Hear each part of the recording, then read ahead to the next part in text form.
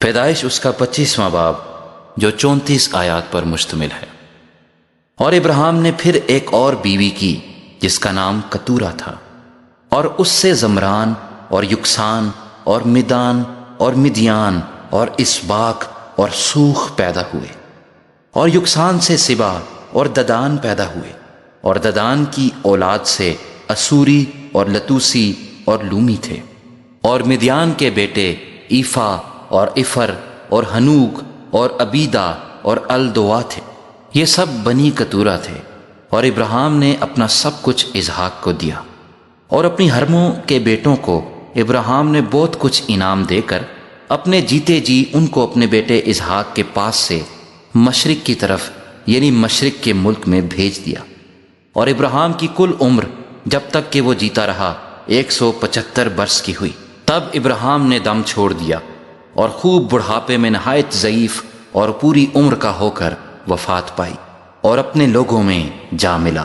اور اس کے بیٹے اسحاق اور اسماعیل نے مکفیلا کے غار میں جو ممرے کے سامنے ہتی سہر کے بیٹے افرون کے کھیت میں ہے اسے دفن کیا۔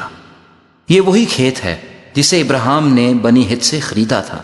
وہیں ابراہیم اور اس کی بیوی سارہ دفن ہوئے۔ اور ابراہیم کی وفات کے بعد خدا نے اس کے بیٹے اسحاق کو برکت بخشی، اور اسحاق بیر لہی روئی کے نزدیک رہتا تھا۔ یہ نسب نامہ ابراہیم کے بیٹے اسماعیل کا ہے، جو ابراہیم سے سارہ کی لونڈی ہاجرہ مصری کے بطن سے پیدا ہوا۔ اور اسماعیل کے بیٹوں کے نام یہ ہیں، یہ نام ترتیب وار ان کی پیدائش کے مطابق ہیں۔ اسماعیل کا پہلوٹا نبایوت تھا، پھر کیدار اور ادبییل اور مبسام اور مشما اور دوما اور مسا، حدد اور تیما اور یتور اور نفیس اور کدما، یہ اسماعیل کے بیٹے ہیں۔ اور انہی کے ناموں سے ان کی بستیاں اور چھاؤنیاں نامزد ہوئیں، اور یہی 12 اپنے اپنے قبیلے کے سردار ہوئے۔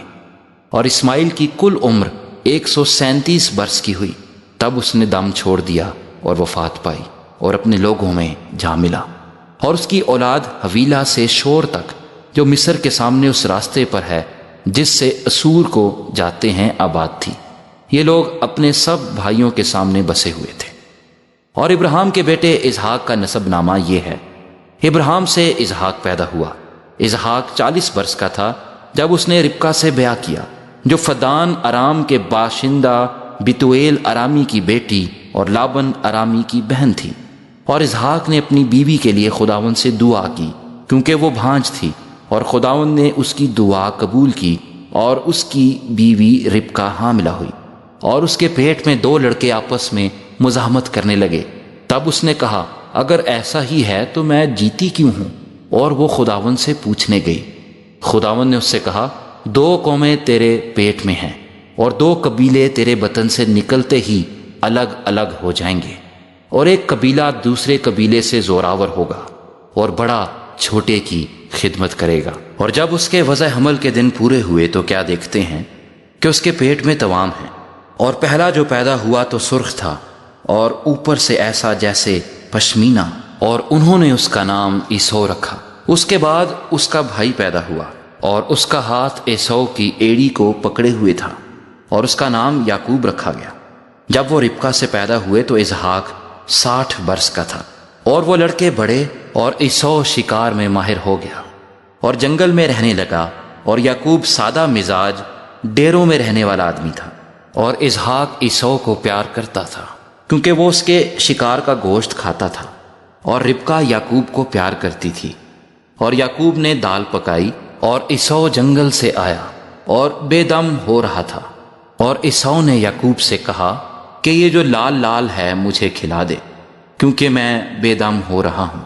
اسی لیے اس کا نام ادوم بھی ہو گیا۔ تب یعقوب نے کہا، تو آج اپنا پہلوٹے کا حق میرے ہاتھ بیچ دے۔ عیسو نے کہا، دیکھ میں تو مرا جاتا ہوں، پہلوٹے کا حق میرے کس کام آئے گا؟ تب یعقوب نے کہا کہ آج ہی مجھ سے قسم کھا۔ اس نے اس سے قسم کھائی، اور اس نے اپنا پہلوٹے کا حق یعقوب کے ہاتھ بیچ دیا۔